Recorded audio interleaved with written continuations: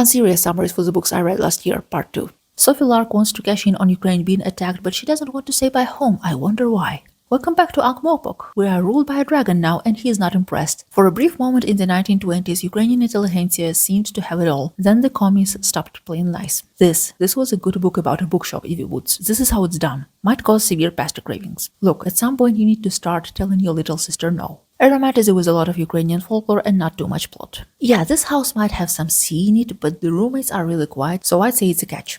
A young woman builds a life in Donetsk, then in 2014 Russia comes. Slavenka Drakulish has opinions on post-communist Europe and decides to make it our problem. You don't really know that you can't negotiate with a dragon until you try, do you? Someone please call child protection. Oh, never mind, a sassy lady with a cane is here. Just because you were raised a Russian colonizer doesn't mean you need to stay one. A bunch of kids play make-believe, only they're not kids and they're not playing. Another good book about a bookshop, it really doesn't seem so hard, Evie Woods. Butcher from The Boys would hate both of these guys, but only one of them would understand why.